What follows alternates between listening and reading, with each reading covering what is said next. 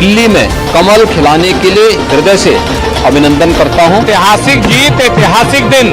अब दिल्ली का जीत हमारी है, 26 में बंगाल की बारी है। आम आदमी पार्टी के प्रति दिल्ली के आम आदमी ने अपनी नाराजगी का इजहार किया। भरोसा आपने भाजपा पे दिखाया है, हम इसे कभी शर्मिंदा नहीं होने देंगे। दिल्ली प्रदेश केजरीवाल को हटाना और भारतीय जनता पार्टी के पास आना एक बहुत बड़ा संदेश देश के लिए है।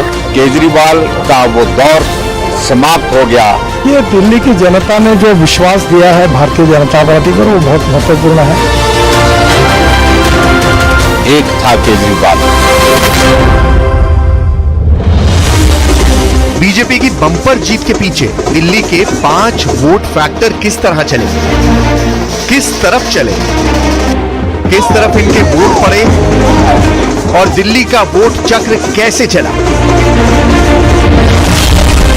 SC/ST बहुल वोटर वाली सीटों पर क्या हुआ, मुस्लिम बहुल वोटर सीटों पर क्या हुआ, सिख बहुल मतदाताओं वाली सीटों पर किसने बाजी मारी, जिन सीटों पर पूर्वांचल बहुल वोट है वहां कौन जीता, और यूपी उत्तराखंड वाले वोटर जहां ज्यादा हैं वहां क्या हुआ। मोदी जी को जय श्री राम। 27 साल बाद बीजेपी की दिल्ली में वापसी हुई है। केजरीवाल की अपनी सीट और उनकी पार्टी के हर गढ़ का सफाया करने वाले वोट ने इस बार भी बहुत ही निर्णायक फैसला दिया है। सबसे पहले देखिए दलित वोट वाली सीटों पर क्या हुआ। दिल्ली में दलित उम्मीदवारों के लिए 12 सीट रिजर्व है और इस बार इनमें बवाना में बीजेपी जीती, मादीपुर में बीजेपी जीती, मंगोलपुरी में बीजेपी और त्रिलोकपुरी में भी बीजेपी जीती।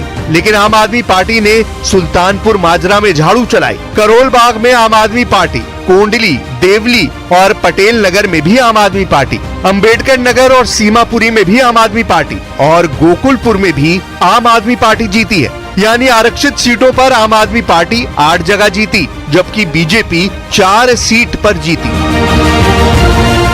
ऐसा 10 सालों बाद पहली बार हुआ जब बीजेपी ने SC आरक्षित सीटों पर खाता खोला है।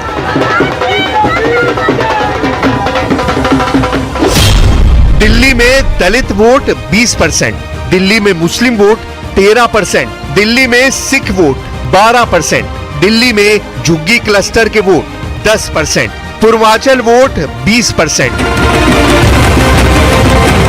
ये सब दिल्ली के ऐसे वोट बैंक हैं जिन पर हर पार्टी की नजर रहती है, लेकिन कामयाबी के मामले में रिजल्ट जो रहे हैं वो कई जगह चौंकाने वाले रहे हैं। दिल्ली में ऐसी 7 सीट जहां मुस्लिम वोटर 25% से ज्यादा हैं। इनके नतीजे देख लीजिए। मुस्तफाबाद में बीजेपी के मोहन सिंह बिष्ट जीते हैं। यहाँ आम आदमी पार्टी के आदिल अहमद खान 17,500 वोट से हार गए, जबकि असदुद्दीन ओवैसी की पार्टी AIMIM के ताहिर हुसैन 33,000 वोटों के साथ तीसरे नंबर पर रहे।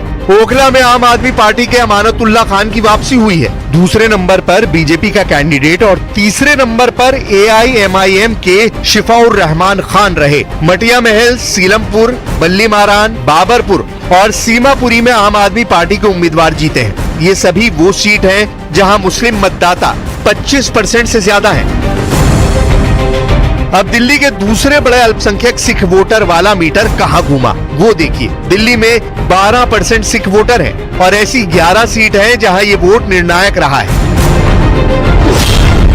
राजौरी गार्डन में बीजेपी जीती, हरिनगर में बीजेपी जीती, जनकपुरी में बीजेपी जीती, राजेंद्र नगर में बीजेपी जीती, गांधीनगर में बीजेपी जीती, ग्रेटर कैलाश में बीजेपी जीती, जंगपुरा में बीजेपी जीती, मॉडल टाउन में बीजेपी जीती, तिलक नगर में आम आदमी पार्टी जीती, कालकाजी में आतिशी सिंह यानी आम आदमी पार्टी जीती, करोल बाग में आम आदमी पार्टी जीती है।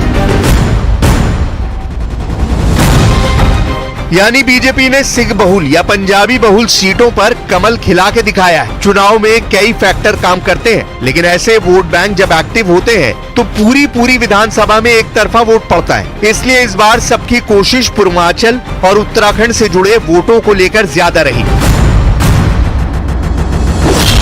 पूर्वांचल वोट बैंक वाले इलाकों में संगम विहार में बीजेपी जीती, विकासपुरी में बीजेपी जीती, द्वारका और पालम में भी बीजेपी जीती, देवली में आम आदमी पार्टी, कोंडली, बुराड़ी और किराड़ी में भी आम आदमी पार्टी ने जीत दर्ज की, सीमापुरी में भी आम आदमी पार्टी जीती, बदरपुर में भी आम आदमी पार्टी जीती है। मटियाला, रिठाला, लक्ष्मीनगर, राजेंद्र नगर और करावल नगर में बीजेपी जीती। मंगोलपुरी, त्रिलोकपुरी, बादली और पटपड़गंज में भी बीजेपी जीती। उत्तम नगर में बीजेपी जीती।